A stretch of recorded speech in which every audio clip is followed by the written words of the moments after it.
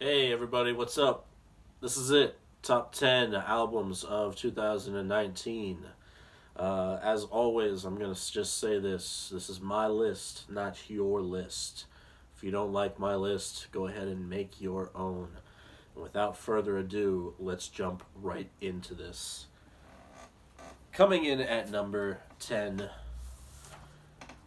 another 20 buck spin release, another band from the Pacific Northwest. Surprise, surprise, Witch Vomit, buried deep in a bottomless grave. Just another outstanding death metal release that 20 Buck Spin put out this year. Incredible stuff here from Witch Vomit. Screams from the Tomb Below really caught my ear. Their EP Poison Blood was great. But I really think this might be their finest work yet. From Rotten Guts, the title track, Dead Veins, Fumes of Dying Bodies. Great tracks. Great live band as well. Amazing artwork. This one had it all for me. Just an amazing death metal album. What more do I have to say about this kind of stuff? Go out there and listen to it on your own. Really, I'm just here to kind of guide you in the right direction. Everything is opinion based, especially when it comes to music. Music is art, art is subjective. I'm just here to tell you about it. Go out there and listen to it on your own, make your own opinion. But here we continue on down the line. Number 9, Fulci, Tropical Sun. I fucking love this album. I love the idea. Obviously, Lucio Fulci Worship, the Italian horror director. This is a band from Italy. They play brutal style of death metal. And obviously, this album is an homage, whichever pronunciation you prefer, to the movie Zombie. Incredible stuff here. It's got all kinds of sound clips from the movie. Perfectly executed. I got into death metal because I liked horror movies, and a lot of death metal bands and albums that I liked leaned heavily on horror themes, whether it be zombies or slashers or gore and all that kind of stuff. And this album perfectly combines all the elements of death metal and horror that I love. And it was really a fantastic album, put out by Time to Kill Records. I just got a shipping notification for my vinyl copy. Definitely give Fulci a listen with Tropical Sun. Number 8, close your eyes if you've got a weak stomach. Pissgrave, Posthumous Humiliation. I'm sure everyone has seen this cover a million times. Don't want to get flagged or anything for having it, so I'm just going to turn it around. But what you see is what you get when it comes to Pissgrave. The grotesque and real album cover perfectly suits the music inside. It is grinding, horrific death metal, just absolute audio torment. I love the vocal attack. Songs like Euthanasia, Canticle of Ripping Flesh, Funereal Inversion, Rusted Wind from the demo they ended up closing out this album with. Man, it had been, I think, 4 years since the last album, and it was a worthy wait. If we have to wait another 4 years for another Pissgrave album, so be it. It will be a welcome addition to their discography, and this band is just absolutely insane. I've never heard a band that sounds quite like Pissgrave, which is a great thing, because there's a lot of bands that sound way too alike nowadays, but Pissgrave, Posthumous Humiliation, stands out from the pack. Coming in at number 8, and then at number 7, this is Sin Mara with an album title I'm not going to pretend that I could even attempt to pronounce. Icelandic black metal. This was absolutely one of my favorite black metal albums of the year. Just really great atmosphere on this one. Superb songwriting. The guitars sounded great. The vocals are superb. Apparitions, Mephitic Haze, the title track to close out the album. All really, really, really great stuff. Iceland has been putting out some killer bands, killer albums. Look no further for Sin Mara if you want the cream of the crop with their latest full-length album. Coming in at number 7. At number 6, I didn't expect this album to be this fucking good based off their demo, Altar of Decay. But here we have Ferrum with Disgorged from Psychotic Depths. Wow. Oh my god. Surprise, surprise, another band from the Pacific Northwest. But this is heavily on the doom side of death metal, that death doom sound. Really, really, really fucking good. I really, like I said, I was not expecting this album to be this good, but it totally blew me away. So many repeat listens. Every track is a banger, even the interlude track on here. This came out on Profound Lore Records, another label that really, really knocked it out of the park this year. It's Death Doom. Listen to it. Love it. I'm sure you all will. There's really... I don't have a bad thing to say about this album. It was really, surprising how good it was. Totally, totally, totally worth your time and attention. Mortiferum, Disgorged from Psychotic Depths. Okay, here we go. Top 5. Cattle Decapitation with their latest full-length album, Death Atlas. This is a band that has really, really, really been on a roll for me ever since the, Monolith of Humanity album, or Inhumanity, whichever. I don't know, I'm so packed with info, sometimes I mess shit up. Sorry. But, the Anthropocene Extinction as well, and then this album, this is what Cattle Decapitation is now. There's still some grind elements, but they've fully evolved into, like, a death metal band. Travis Ryan, everyone has their own opinion of his singing vocals. I wouldn't quite call it clean vocals, but it's super catchy. His vocal range is phenomenal. Undoubtedly one of the best vocalists in death metal right now. This is a professional band, make no mistake about it. Live, they're absolutely flawless. One of the best live bands out there today. And the delivery on their latest full-length album, Death Atlas, really, really impactful. Songs like The Geocide, Bring Back the Plague, Time's Cruel Curtain, the title track, Death Atlas, that closes out this album is phenomenal. Towards the end, there's kind of a gothic kind of singing portion at the end there. Honestly, kind of reminds me of Type O Negative a little bit, but totally different from anything that Cattle Decapitation has done in the past, but still remaining firmly in their sound, in their wheelhouse.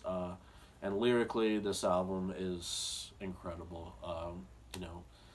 We all know that Cattle Decapitation are vegan and total nihilists and just totally against humanity, and that's what this album is all about. Cattle Decapitation, Death Atlas, coming in at number 5. Number 4, Mgła, Age of Excuse, the Polish black metal sensation. Best drummer in metal right now, Darkseid. I'm going to go ahead and put that out there. This is if you liked Exercises in Futility, you're obviously gonna like this. This isn't a band that's drastically changing their sound, but they've honed in on what they do well, and they do it extremely, extremely well. I love everything this band does, whether it comes down to the riffs or their image with the cloaks and everything.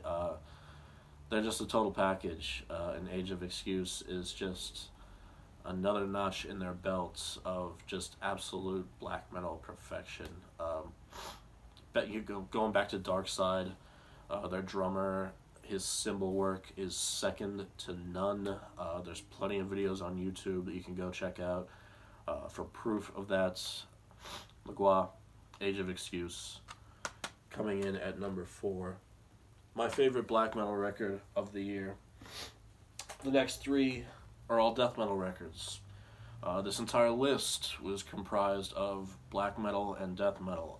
I really think that 2019 was a banner year for death metal. Earlier in the year, there were some super, super solid black metal releases, but nothing else really caught my eye. I thought this year was, definitely a year for incredible death metal. And very, very, very early on in the year came this album, Reign of the Odious, from Musmihu. We have Swartadautas. I don't know how to pronounce that dude's name, but from Bekepnexemu and all sorts of other Swedish black metal projects. Here we have him in a death metal band. It could be argued that this was a 2018 release. I've seen so many different dates, whether it came out at the very beginning of January in 2019 or the very end of December in 2018. But I don't care about that. I'm not going to argue that. This album is so good that it was going to make this list regardless of when the fuck it came out. Reign of the Odious, maybe my most listened to album of 2019. I spun this one constantly. I have a CD copy that stayed in my car for months. Just absolutely incredible production on this one, and really this S dude, I'm just going to call him S, I'm not going to try and pronounce that, but knowing what he's capable of in all of his black metal projects, I was super intrigued to hear what he would be able to do in a straight up death metal project like Musmihu, and he did not disappoint, man. There's a dude here who does vocals as well, and then they have a session drummer, but he is responsible for all of the guitar work, all of the lyrics, all of the, there's some keys on here. Man, the atmosphere that this album creates is just so constricting and vile and just tormenting sounding death metal. I really, encourage you to listen to this one, because I'm not going to be able to describe this one with worthy enough comparison or words to what you actually hear on this album. So go ahead and check out Musmihu with Reign of the Odious. And again, if you can't understand or make out the names of these bands or albums, I do leave links in the description for all of them. They're all numbered by whichever rank the album came into, so I hope that helps out. Number 2, Superstition with The Anatomy of Unholy Transformation. I had Musmihu as my number 1 album of the year until this one came out. $20 spin, coming in at number 2. Again, I just want to give that label a huge, huge shout out for just utterly dominating this year. No other label even came close, in my opinion. But Superstition from New Mexico, death metal. What an amazing album. The riffs on this album, again, some of the best riffs that I've heard this year. Totally amazing. Spiritual Sunderance is a perfect example of that. It is track 3. About halfway into that song, you'll know exactly what I'm talking about when that riff kicks in. This band, I've said this about the band Gorphelia, but I feel like it applies to this band as well. They do Morbid Angel better than what current Morbid Angel is putting out there into the universe. I'm not really a fan of what Morbid Angel is doing nowadays, so it really is, kind of nice to have bands that are not totally mocking their sound, but taking, influences and creating their own sound. But definitely some early Morbid Angel influence on this record. But wow, riffs. That's all I'm gonna say when it comes to this album. Riffs, riffs, riffs, riffs. Superstition, The Anatomy of Unholy Transformation, coming in at number 2. Finally, we get to my number 1 album of the year. This is not going to surprise anyone.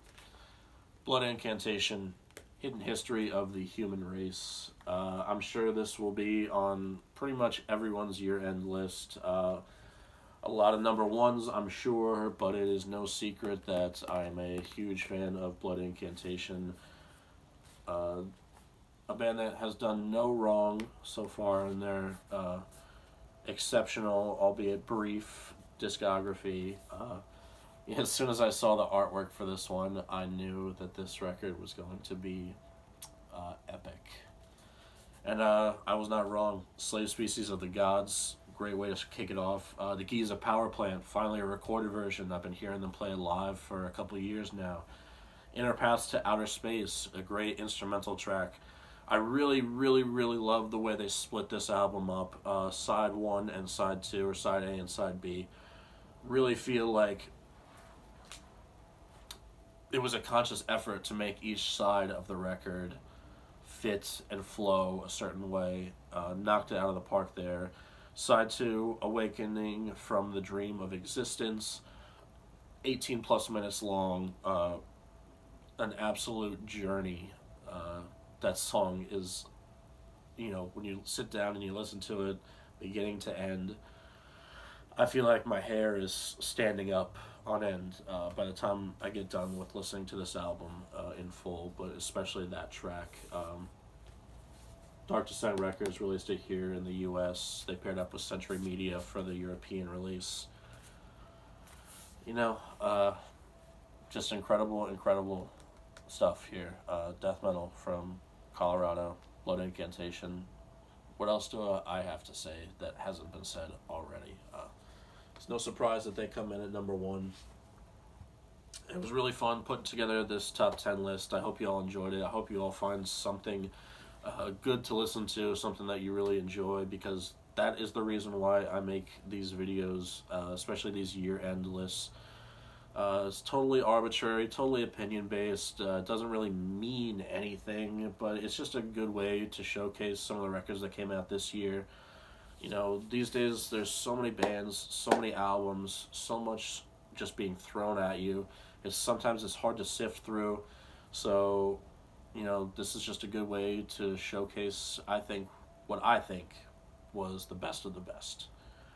So, thank you for tuning in to this video. Thank you for liking, commenting, subscribing, all of that cool stuff. And until the next time, take care.